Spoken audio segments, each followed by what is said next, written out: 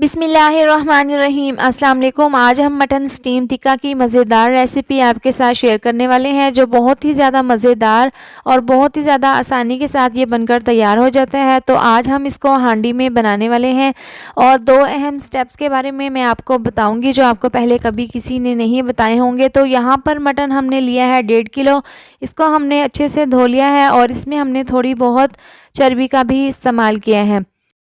तो यहाँ पर टेस्ट के हिसाब से आधी चम्मच नमक की डाल देंगे और आधी चम्मच हम इसमें पपीता पाउडर की डाल देंगे।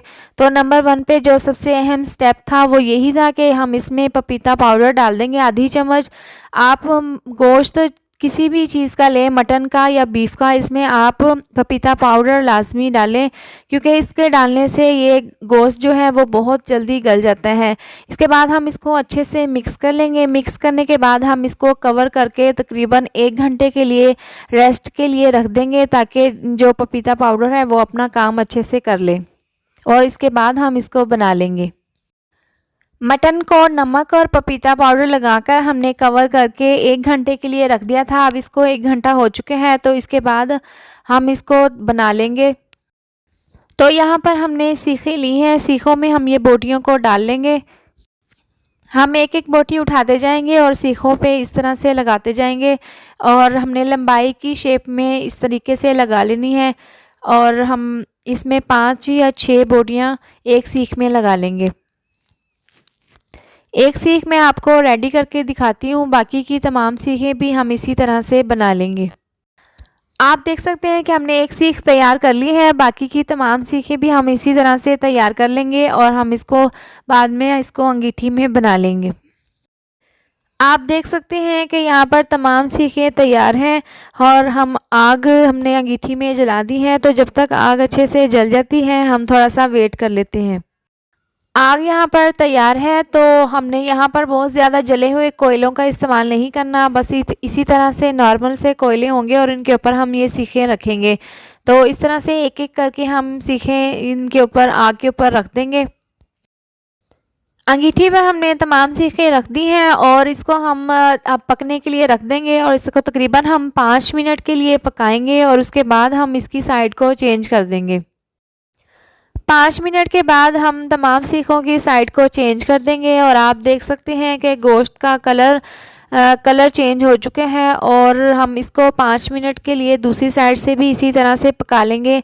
आग हमने नीचे से इतनी ही रखनी है, अगर हम ज़्यादा आग रखेंगे तो ये जो बोटियां हैं वो जलना शुरू हो जाएंगी और ये आपको धुआं नज़र आ रहा होगा। तो ये जो गोश्त का पानी हल्का हल्का सा इनके ऊपर गिर रहा है, इसकी वजह से ये धुआं इसके अंदर से आ रहा है।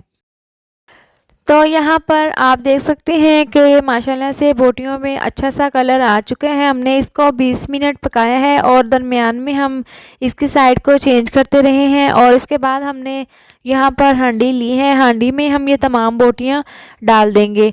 हमने इसको सीखों पर 25% गला लेना है, बाकी का हम हांडी में डालकर मटन को गला लेंगे। यहाँ पर एक सीख उठाकर मैं आपको चेक करा देती हूँ। आप देख सकते हैं कि माशाल्लाह से बहुत ही ज़बरदस्त लग रही हैं। उसके बाद हम एक एक सीख उठाकर और हम इस हांडी में इसकी बोटियाँ डालते रहेंगे। इस तरह से हम छुरी की मदद से एक एक बोटी उतार लेंगे और हांडी में डालते जाएंगे। और आप या तो कपड़े से भी उतार सकते हैं या फिर छुरी से। इस तरीके से हम ये तमाम बोटियाँ इस हांडी में डाल देंगे। हांडी में हमने तमाम बोटियां डाली हैं। उसके बाद हम इसके ऊपर आटा लगा लेंगे। इस तरीके से हम आटा गोल सर्कल में हम इसी तरह से लगा लेंगे। अच्छे तरीके से आटा इस तरह से लगाकर इसके ऊपर हम ढक्कन ढक देंगे। ढक्कन को ढकने के बाद हम इसको हल्का सा दबा लेंगे। दबाने के बाद हम इसको हल्की सी आंच पर इसको पका लेंगे। हमने नीचे इसकी हल्की सी आंच रखनी है, ज़्यादा नहीं रखनी हमने। उसके बाद हम जले हुए कोयले बड़े बड़े लेकर ढक्कन के ऊपर रख देंगे इस तरीके से, ताकि ये नीचे से भी अच्छे से पक जाए और ऊपर से भी इसकी आंच अंदर तक बोटियों तक पहुंच जाए। इसके बाद हम इसको थोड़े से जो कोयले हमने नीचे रखे हैं इसी आग पर हम इसको आधा घंटे पका लेंगे। उसके बाद हम इसका ढक्कन खोलकर चेक कर लेंगे। इसको पकते हुए आधा घंटा गुजर चुका है। तो सबसे पहले हम जो ऊपर कोयले हमने रखे थे वो हम उतार लेंगे और उसके बाद ये जो आटा लगा हुआ साइडों पर इसको हम छुरी की मदद से उतार लेंगे। छुरी की मदद से हमने जो आटा है ये सारा आटा उतार लेंगे और आराम से हम ढक्कन को उठा लेंगे। और नंबर 2 पर जो अहम स्टेप था वो ये है कि आपने हांडी को दरमियान में बार बार हिलाते जाना है। इससे ये होगा कि जो बोटियां अंदर हैं वो अपनी साइड से इधर उधर हो जाएंगी और अच्छे से पक जाएगी। और इस तरीके से हम ढक्कन को आराम से उठा लेंगे और इसको एक साइड पे कर लेंगे।